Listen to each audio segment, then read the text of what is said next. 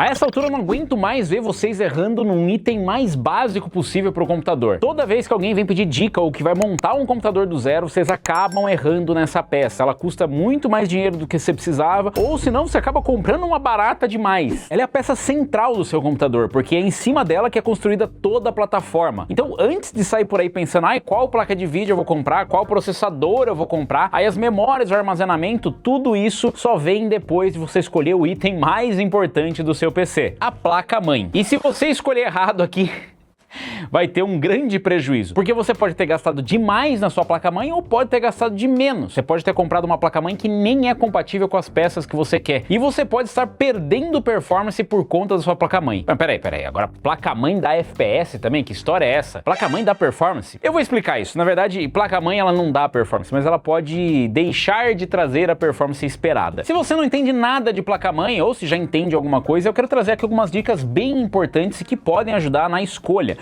Porque muita gente na hora de montar o PC acaba negligenciando a placa-mãe. E como eu disse, ela é o item principal. Antes mesmo de escolher qual vai ser o seu setup, você precisa decidir qual é a sua placa-mãe. Porque ainda que você saiba qual é o processador e qual é a geração dele, você precisa escolher a placa-mãe adequada para ele. Eu estou usando aqui uma placa-mãe Z890 Gaming Plus Wi-Fi 6E e tem muita informação aqui super importante que as pessoas acabam deixando de lado. A começar pelo chipset. Ainda que você vá pegar um Intel Core Ultra, seja ele qual for, você precisa escolher o chipset. Você fala, mas eu já sei qual é o socket. A minha dúvida é, você sabe qual que é o socket da sua placa-mãe? O socket é justamente o encaixe da sua placa-mãe. O encaixe da placa-mãe é compatível com o processador que você está pensando em comprar? Com certeza, Robson, eu não ia errar nisso. Mas você sabe por que tem a diferença do socket?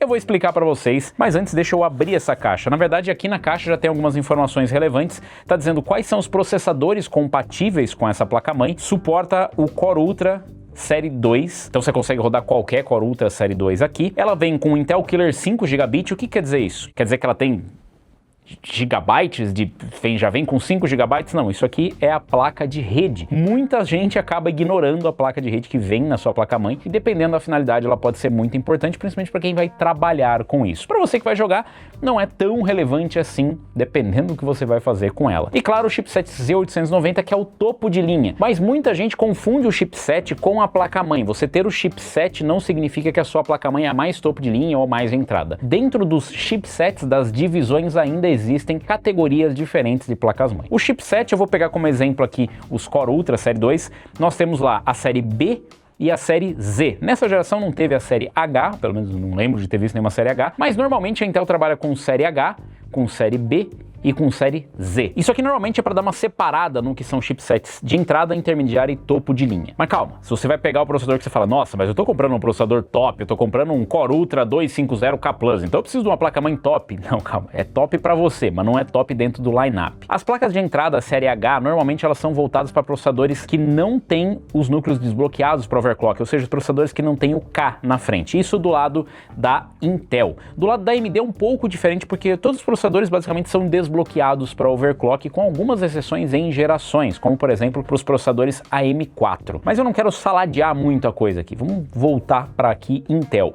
Intel nós temos esses 3 níveis de chipset e o chipset de entrada não significa que ele é só para processador de entrada. O chipset é o carinha que fica aqui embaixo normalmente, tá? E o chipset nada mais é do que um chipzinho que fica aqui junto, que ajuda a distribuir todas as funções da placa-mãe. Como por exemplo as portas USB que você vai ter na parte traseira, a quantidade de lanes PCI Express, as linhas PCI Express para você conectar diferentes dispositivos e armazenamento. O que o chipset faz? O chipset ele tem o papel de conversar com o processador e redistribuir aqui as comunicações para você colocar os seus acessórios ou os seus periféricos aqui. Então, o processador, normalmente, ele já tem linhas PCI Express que são distribuídas para o slot PCI Express, para outras funções e também para NVMe. Por isso que quando você vai utilizar, é importante você saber se a placa-mãe que você está comprando tem a quantidade de portas NVMe necessárias. Se não tem, o chipset vai prover essas portas extras, como por exemplo portas USB, portas Lightning. Isso vem do processador, são lanes que são destinadas para essas conexões que nós temos aqui. Mano, você já foi ver o preço oficial do Windows e sentiu o golpe no bolso? Então, não é lá muito convidativo, né? Mas dá pra fazer diferente e economizar uma grana. Na ativação aqui do sistema eu adquiri a chave pela GVG Mall, porque usando o código LOCK, o Windows 11 Pro sai cerca de $26. Bem mais em conta que o preço oficial. A chave é enviada rapidamente após a compra. Inseriu a chave, sistema ativado. Processo direto sem enrolação. E se você usa Office, o Office 2016 Pro também sai por volta de $29 usando o mesmo código. Entrega digital, pagamento seguro, suporte 24 horas. Eu faria esse acordo. Se você também já sabe, o código é LOCK. E atenção, evite site falso, por isso todos os links oficiais estão na descrição e no comentário fixado. Vai nessa e bora voltar pro vídeo. Quando você pega um chipset de entrada, ele tem uma capacidade menor de fornecer essas portas adicionais ou essas conexões adicionais na placa-mãe. Significa que ele não vai conseguir oferecer, por exemplo, muitas portas NVMe, não vai conseguir oferecer uma velocidade muito alta porque ele é um chipset mais simples. Então não quer dizer que a placa-mãe precisa ser ruim. Você poderia ter, por exemplo, uma placa com essa construção, porém com o chipset H. O problema é que o chipset H não ia ter linhas suficientes ou lanes suficientes para conseguir alimentar todos os acessórios que estão disponíveis na placa, ou não teria todas as tecnologias. Isso acontece nas duas fabricantes. Eu quis usar o da Intel porque a gente tem a placa-mãe aqui facilmente, mas a gente tem, por exemplo, uma X870 aqui e acontece a mesma coisa. O chipset de entrada ele vai ter uma capacidade menor, tecnologias normalmente mais antigas. Por exemplo, o PCI Express, ao invés de ser 5.0, ele pode ser versões 4.0 ou 3.0, ou ter menos lanes PCI Express 5.0, mais 4.0 e por aí vai. Isso varia de chipset, de geração e de modelo, mas eu não quero confundir vocês. Eu estou aqui só explicando o que significa. Basta você lembrar que os chipsets de entrada eles possuem menos lanes e provavelmente tecnologias mais antigas. O intermediário costuma trazer um mix, ou seja, ele tem tecnologias mais novas numa quantidade menor do que um chipset topo de linha, enquanto que o chipset topo de linha ele possui todas as capacidades disponíveis, ou seja, ele vai conseguir fornecer tudo que é necessário para uma placa-mãe topo de linha.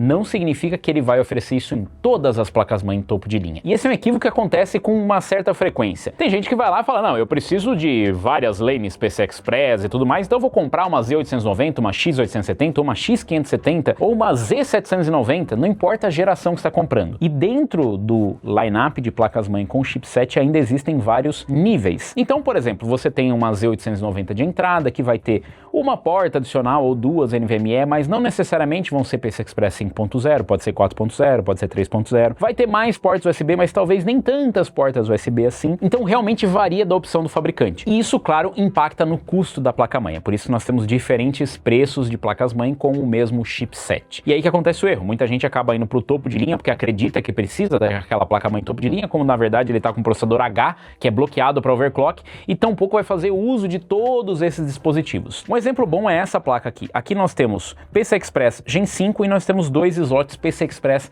Gen 4. Nós temos um PCI Express 5.0 aqui para a placa de vídeo, mas não necessariamente você vai ter PCI Express 5.0 para todos os slots PCI Express. Isso porque ela não é pensado para você colocar várias placas de vídeo. É possível fazer essa distribuição e tal, mas esse não é o foco. Inclusive essa placa tem uma alimentação adicional. Para que serve essa alimentação adicional de PCI? É para você fazer overclock, então ela acrescenta mais estabilidade, porque aqui no slot PCI Express a gente tem uma quantidade limitada de energia que pode ser fornecida, por isso que sua placa de vídeo tem um conector externo. E algumas placas-mãe oferecem um ou até dois conectores desses para estabilidade para overclock, então não é necessário e obrigatório. Então entenda que não é porque o chipset é mais barato que a placa-mãe costuma ser mais barata. Ela é mais simples porque não faz sentido fazer uma construção mais parruda em torno de um chipset que é limitado em funcionalidades. É claro que você pode colocar um 14900K numa H710, H610, mas você não vai querer fazer isso porque aqui nós temos a construção de uma placa-mãe topo de linha, mas se você pegar uma placa-mãe de entrada, ela vai ter uma construção mais simples. Você vai ver que algumas não tem nem essas peças aqui que são dissipadores de calor. Todas essas peças de acabamento que parecem só um escudo, né, algum acabamento para ficar bonito, uma carenagem, na verdade elas têm uma função. Aqui a dissipação do chipset, o chipset é um chip que também vai esquentar.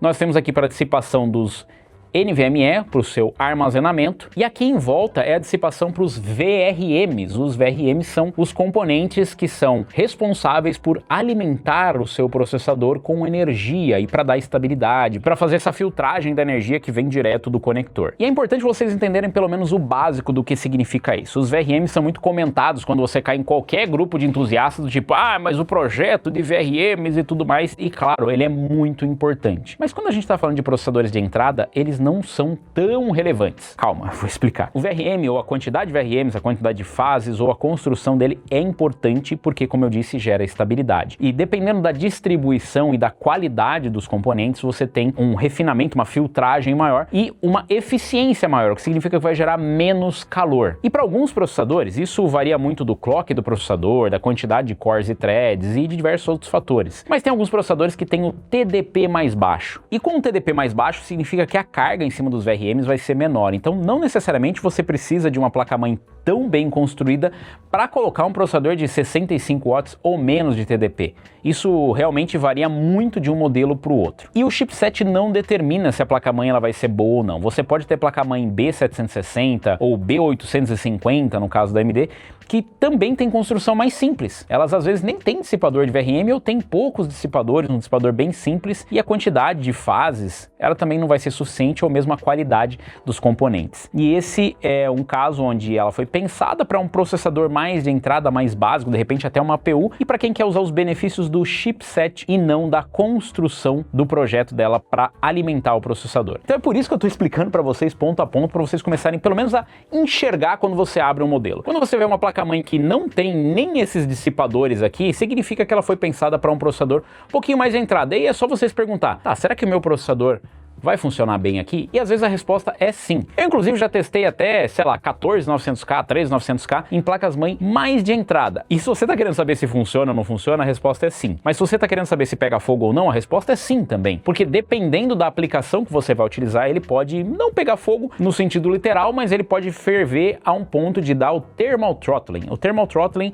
é uma limitação por conta de temperatura, ou seja, o seu VRM, os componentezinhos que estão aqui embaixo, atingiram a temperatura máxima de operação deles e não conseguem mais fazer a filtragem para a energia que vai alimentar o seu processador. E aí qual que é o resultado? Existe um thermal throttling, o sistema identifica que não está dando conta mais de fornecer para o processador essa energia, porque senão vai acontecer um evento catastrófico aqui. E aí o que eles fazem é diminuir o clock do seu processador. O clock é justamente um dos fatores que determina se o seu processador é rápido ou não é rápido, ou se ele está conseguindo executar as funções rapidamente. E quando você diminui o clock, você perde performance. Pode ser um thermal throttling temporário, onde eles diminuem um pouco até estabilizar numa temperatura, ou pode ser um thermal throttling severo, onde vai baixar muito o clock do seu processador porque está numa situação de risco. Depende muito de como o sistema vai funcionar e isso vai afetar a sua performance. Então sim, placa-mãe também perde performance. Ela não dá mais performance, quer dizer, não é ela sozinha que dá mais performance, mas ela pode tirar performance se você não tiver uma placa-mãe adequada para o seu sistema. Ai, Robson, mas eu não entendo nada desse negócio de projetos de VRM. Eu vou deixar um link aqui na descrição, justamente de um site, na verdade tem uma planilha compartilhada com todo mundo, onde você pode dar uma olhada nas opiniões, e lá tem uma forma bem simples de você entender se a placa-mãe é boa ou não, por que é boa ou não. Porque eu sei que é confuso, e realmente é porque existem diversas opções. Vocês viram que dentro de uma categoria de chipset, de um nível de performance, ainda existem muitas placas. Você tá duvidando? Dá uma olhada nisso aqui. Essa daqui é uma Z890. Vocês estão vendo aí uma X870, que é a placa que nós utilizamos na nossa bancada de testes, e ela é uma placa topo de linha. Mas perceba que são linhas diferentes. Dentro, por exemplo, da linha da MSI, nós temos níveis de performance e temos também a finalidade ou o usuário para o qual a placa foi destinada. Tem para quem é mais criador de conteúdo, que precisa de recursos específicos, para quem joga e de repente não precisa de todos os recursos que estão disponíveis aqui, ou acabam precisando de outros que de repente o criador de conteúdo não precisa, ou de repente nós temos um caso ainda mais extremo, como por exemplo essa aqui da linha Mag, que é topo de linha da MSI. E deixa eu mostrar para vocês aqui, porque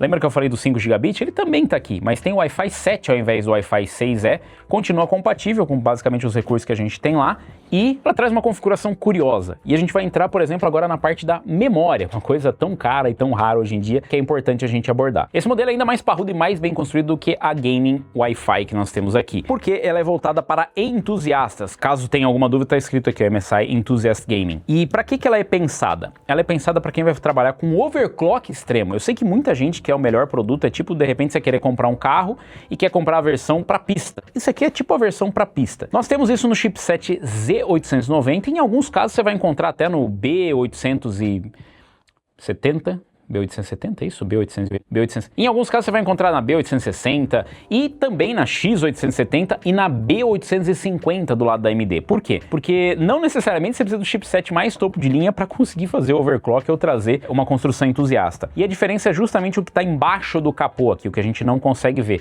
A gente tem uma construção de fases e VRMs bem mais pensada para overclock extremo. Temos aqui também a alimentação adicional para você fazer overclock de GPU. Temos sensores na placa e uma construção mais pensada para isso. O PCB pode ter mais camadas, nós podemos ter mais reforço. Por exemplo, nós temos mais reforço nos 3 slots PCI Express e às vezes até a topologia, que é mais ou menos o mapeamento de onde ficam os componentes, pode estar diferente. Como por exemplo nessa aqui, onde o slot NVMe está aqui em cima. Um deles fica aqui justamente para liberar espaço. E a gente tem bem mais slots NVMe do que nós temos nas outras. E olha só isso aqui, que legal, cara. Só apertar um botãozinho. Inclusive é uma forma legal de mostrar para vocês onde fica o chipset. De novo, tem mais um dissipador de calor. Isso aqui é só uma cobertura para dar uma estética também, mas aqui embaixo fica o chipsetzinho. É um chipzinho menor.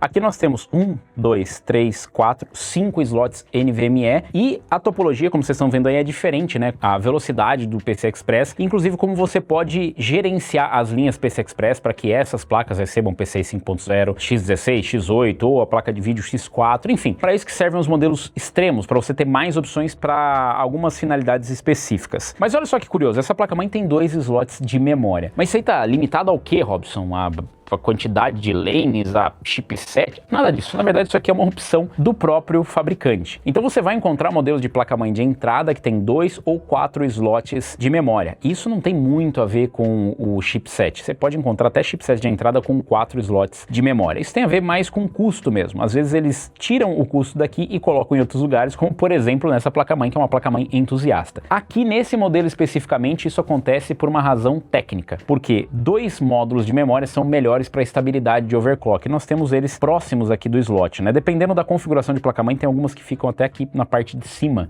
Então depende muito do projeto e para que ele foi pensado. Nesse caso aqui a gente tem o suprassumo. A gente tem até aqui uma chavezinha manual para você mudar a BIOS. Esse é outro recurso interessante que acabou vindo com as placas-mãe mais modernas, que é o Switch BIOS ou Dual BIOS, que é quando dá um problema na BIOS, ela já troca automaticamente para outra. Esse é um ponto importante que eu vou comentar com vocês também, que você precisa pelo menos entender. Você não precisa entender a fundo, mas você precisa saber por que e como você está comprando a sua placa-mãe. Ah, Robson, mas isso aí é coisa só para quem vai fazer overclock. Quem é que vai comprar isso? E a resposta é que muita gente vai comprar, porque tem alguns recursos aqui que são super úteis. Você não precisa necessariamente comprar um modelo mais caro, mas uma coisa que eu gosto de ver em alguns modelos de placa-mãe, não só os topo de linha, mas os de entrada, talvez os intermediários, porque os de entrada não tem mais, é isso aqui, ó. É o Debug LED. O Debug LED, ele serve justamente para apresentar para você um código, caso aconteça algum erro. Por exemplo, a memória não funcionou, ele aparece lá B6 e trava. É só um exemplo fictício. Isso serve para você diagnosticar, descobrir por que o seu sistema parou. Essa placa-mãe, apesar de não ser a topo de linha, ela também tem um debug LED, só que ele é diferente. Eles são combinações de LED com cores diferentes que vai apresentar para você. Durante o boot, vocês devem ver, né, acendendo e apagando um monte de luzinha ali. E esse é um recurso muito útil, porque quando acontece um erro, você consegue diagnosticar pela luz que tá lá e tomar algumas medidas para tentar resolver. Ah, e para AMD tem uma outra pegadinha, porque na série M5, no socket M5,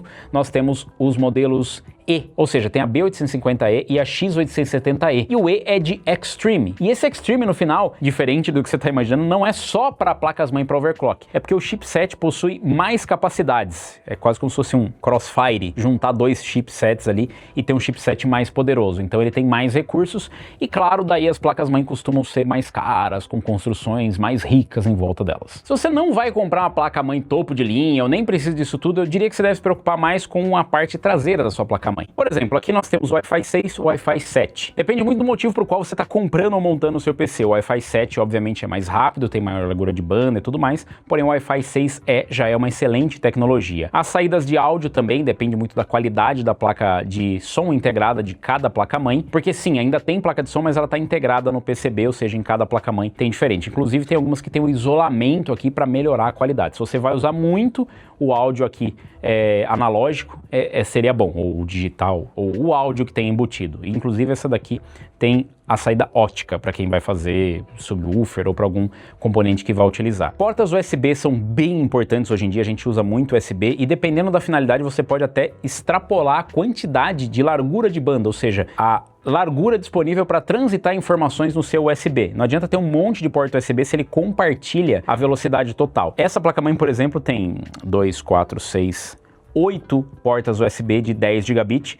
Essa daqui ela tem uma USB 10 gigabit, duas USB 5G ou 5 gigabit e o restante é tudo USB 2.0, além de uma USB-C 10 gigabit. Essa daqui também tem, só que ela tem mais 4 portas USB 10 gigabit, sendo que duas delas, na verdade, são Thunderbolt. O Thunderbolt, bom, é uma outra coisa que está disponível também, e às vezes em placas AMD, apesar de ser uma tecnologia da Intel. Mas para que você tem isso aqui, cara? Porta para mouse e teclado, para que serve? Bom, para overclock. Pois é, quando você faz overclock, isso aqui acaba sendo mais responsivo do que o USB, porque ele funciona mais rapidamente, e, inclusive alguns pro players, por algum motivo, continuam utilizando, eu acho que é por conta de ser melhor. Mas o que eu digo para vocês é, se você vai comprar uma placa-mãe de entrada, dá uma olhada aqui nos conectores na parte traseira para ver o que importa realmente para você. Além das conexões que você vai ter na sua placa-mãe, eu me atentaria também para o que você precisa de recurso que está aqui. Primeiro, se o seu processador ele é um processador desbloqueado para overclock, você vai trabalhar em overclock ou você vai utilizar o boost padrão dele. Porque mesmo os processadores que são desbloqueados para overclock que vem de fábrica, se você não ativar as configurações corretas no processador, ele pode fazer um overclock automático. E isso vai acabar gerando um thermal throttling se sua placa-mãe não está preparada para isso. Se você vai utilizar um processador bloqueado para overclock, travado, ou não vai pensar em nenhum tipo de overclock, os processadores sem o K ou sem o X no final, que normalmente tem clocks finais mais baixo ou clocks base mais baixo, você não precisa se preocupar tanto assim com uma placa-mãe mais cara. Eu focaria em outras coisas, como por exemplo, a quantidade de linhas PCI Express que você vai ter disponível, a tecnologia dessas linhas PCI Express, quantidade de slots de memória, quantidade de portas USB traseiras da placa-mãe, a versão da tecnologia do Wi-Fi disponível e até mesmo a velocidade da sua conexão de rede via cabo. Pô, Robson, mas eu tô confuso com esse negócio de processador com PCI Express 3.0, 4.0, 5.0, a placa-mãe, a placa de vídeo com versões de PCI Express. E eu já trouxe alguns guias para vocês falando sobre a questão do PCI Express, mas para tentar simplificar, não adianta nada você ter uma placa-mãe PCI Express 5.0 e um processador que é PCI Express 4.0 ou 3.0. O que vai mandar é a combinação dos dois. Não adianta nada você comprar um ou outro com versões diferentes. Mas eles vão funcionar entre si, então você não precisa necessariamente se preocupar com isso, a não ser que seja extremamente relevante para você. Por exemplo,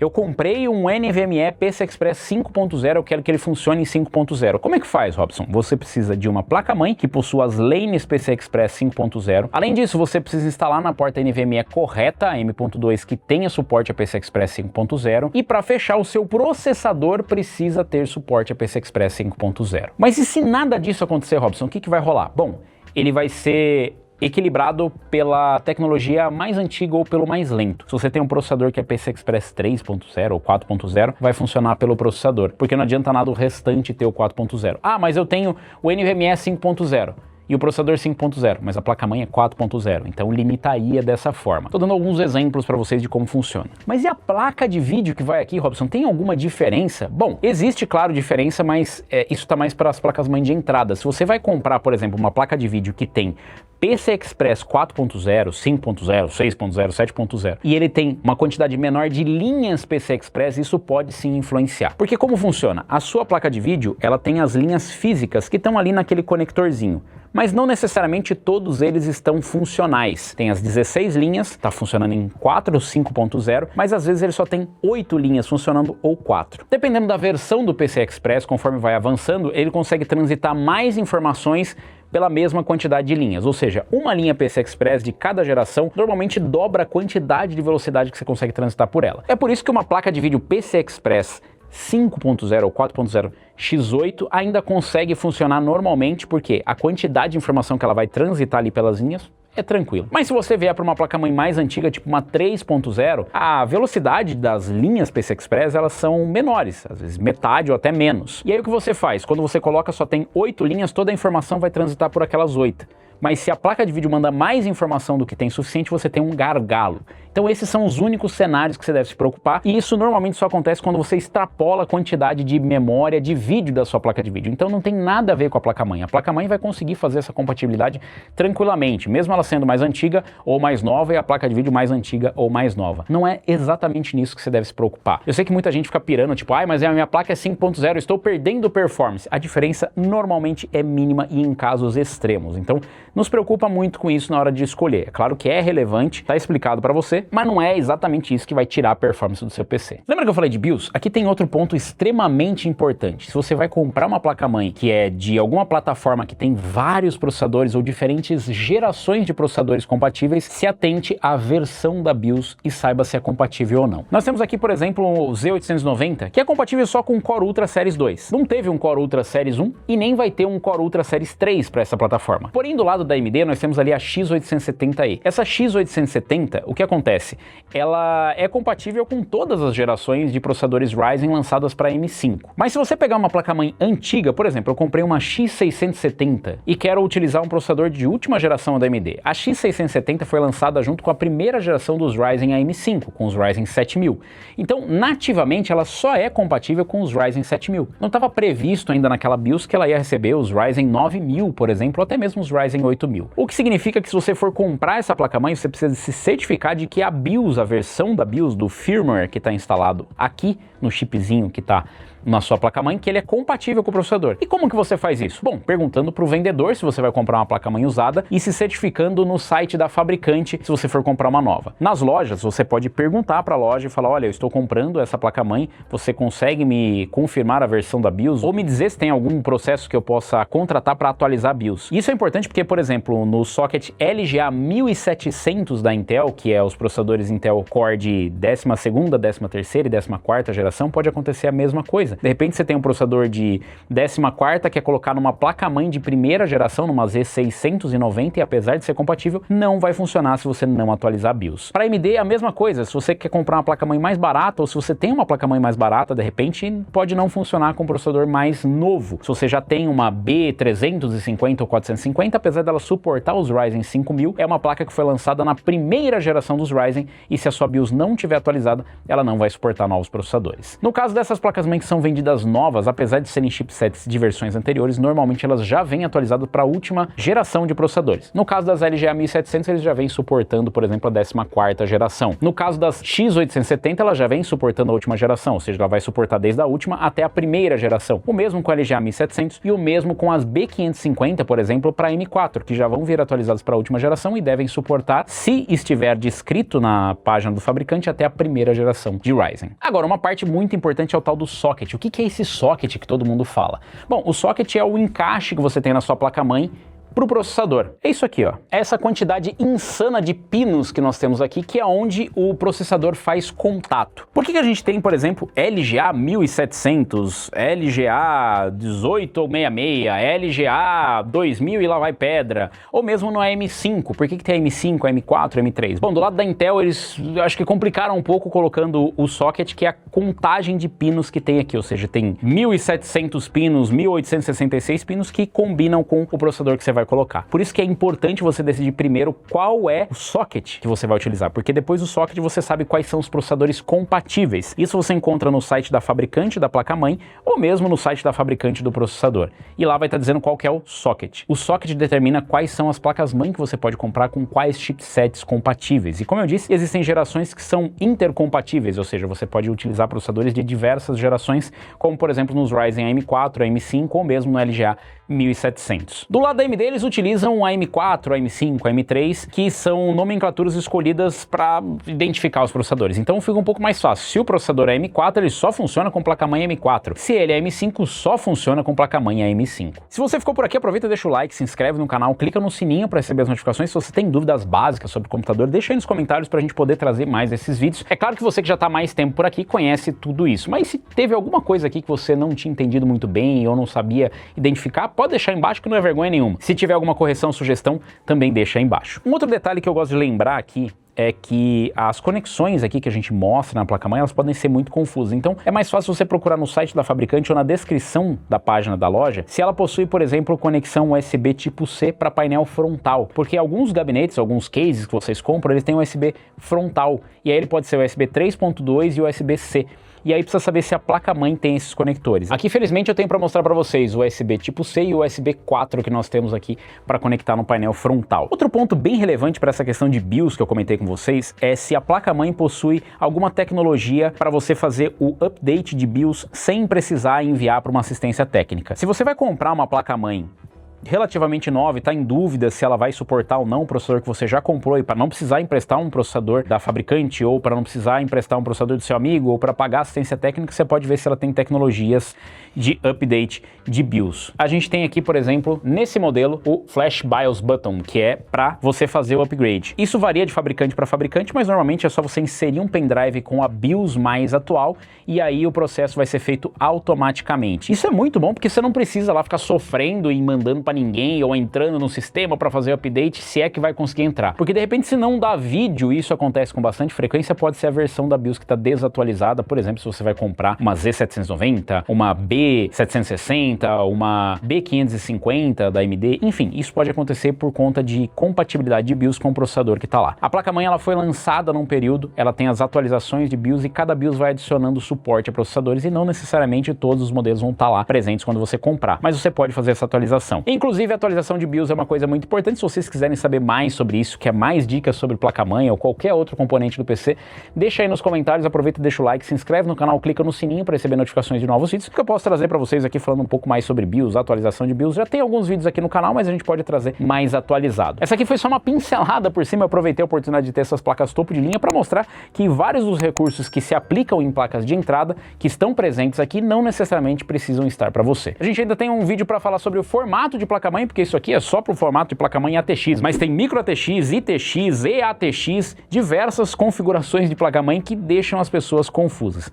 Quer a parte 2 desse guia? Deixa aí nos comentários, aproveita, deixa o like, se inscreve no canal e clica no sininho para receber as notificações. Eu vou ficando por aqui, valeu, falou e até a próxima.